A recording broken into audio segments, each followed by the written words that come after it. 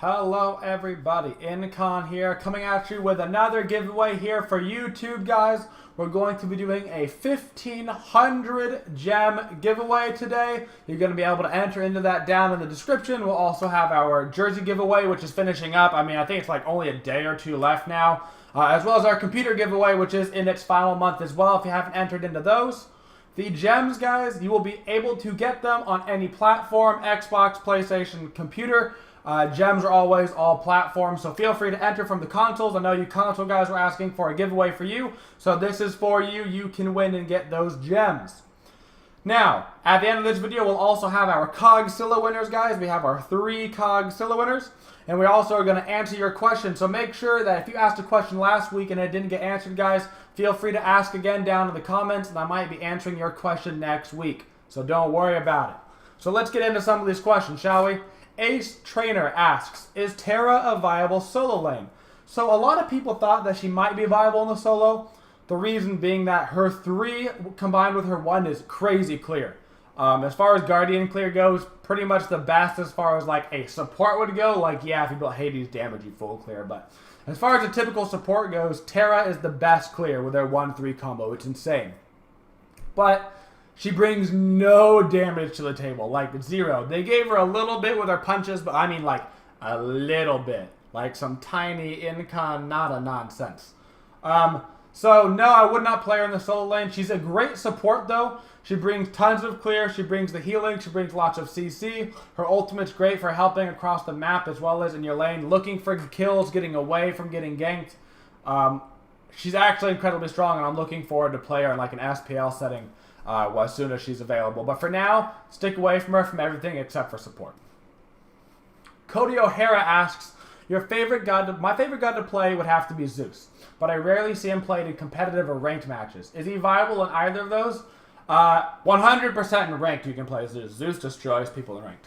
In competitive, he comes in and out. There was a period in competitive where he was super in the meta.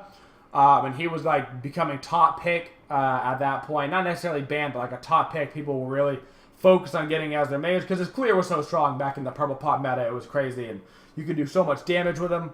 But right now, mid is very focused on surviving. You're going to see a lot of gods that have good escapes. So you're looking at Janus in the mid lane, Raishin, Neith, Uller, Chiron, a lot of hunters because they all have getaway skills. A lot of these mages that have a lot of getaway skills. Those are the more people that are popular right now in mid. Yes, you can play him, and yes, he will definitely get played competitively this season because he does a ton of damage. Just raw. He just does so much damage even if you're behind. But we're going to see more leaning towards those getaway gods. Fedekin asks, can you give some tips regarding warding? It's one of the parts that's hard for me to figure out.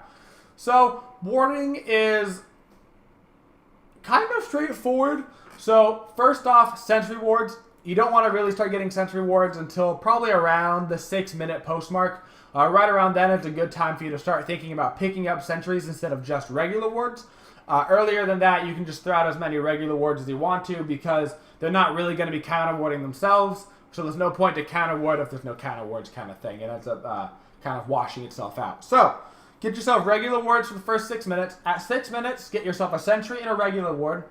You want to put your sentries in high volume areas, okay? So I'm talking Gold Fury, Fire Giant, the 4 spots at the mid camps on either side, right? So you've got 2 on one side, 2 on the other. Those are like really high volume areas that you want your sentry wards on because there's a good chance that there's going to be a ward there. With your regular ward, you want to put it in low volume areas. So you want to put it like near the Gold Fury, but outside of a sentry ward range. You want to put it inside their red buff and the speed buff. You want to put it just over the Gold Fury and the Fire Giant. Those like places that would still be nice to have vision, but that they're not going to get counter warded, so you still have the vision and you don't lose it. Alex Martin asks, as a support, what relics would I get if I wanted to play aggressive? If you're playing aggressive, in the laning phase, the best one's going to be Weakening Curse by far. Especially if you go into lane and they don't end up having a sprint. That means that the ADC is going to have to use beads to get the weakening off of him, and the support presumably then has either shell or meditation. They're going to have to pop either one of those. If it's meditation, then they're really, really screwed. If it's shell, then they're going to have 5 seconds, of course, of protections, but you can still hurt them quite a bit. That's going to be your most aggressive relic. Secondarily, you could go sprint. Sprint, of course, giving you lots of movement speed, which allows you to play aggressive. It's not effective as weakening curse in lane for the kills, but typically the sprint's going to transfer into your team fights and be a lot more efficient than the weakening curse, outside of if they have healers, in which case you needed the weakening curse to begin with. Finally, Sinofo asks, you said in your new support video that shell is virtually always a better relic than meditation. Is there a time you should get meditation instead? So shell is always a better relic than meditation pretty much in early team fights. So when you think about an early team fight, you're going to start team fighting, at least 3v3 fighting around 7 minutes, usually give or take. Shell, if you pop it at the start of a fight with the 45 protections plus the percentage reduction, is going to give you way more hit points than meditation, if that makes sense. So if you block 300 damage compared to getting 150 health from meditation, you got more health from shell. So that's basically what it does. As the game goes on, the mana aspect of meditation becomes a little bit more interesting towards the mid-game team fights. The ability to use multiple meditations once your solo laner gets a meditation as well, or maybe your jungle gets a meditation. Once you start getting multiple meditation, it starts becoming really effective because somebody gets down to half health and then poof, you're back up full again. So they baited people into the back line, then you're full health and you kill them. So there's lots of uses for it. But as far as a level 1 active, I wouldn't worry too much about meditation as a support. I'd be leaning more towards shell, sprint, weakening, curse, those, and then looking at meditation as a second active.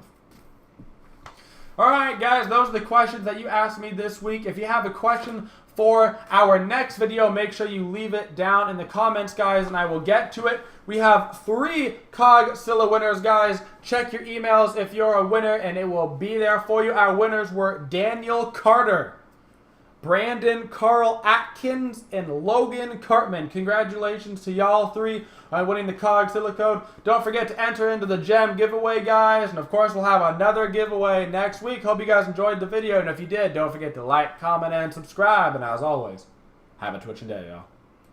It's the final countdown. Ba-da-ba-boo. Ba-da-ba-ba-boo. Ba-da-ba-boo. The final countdown.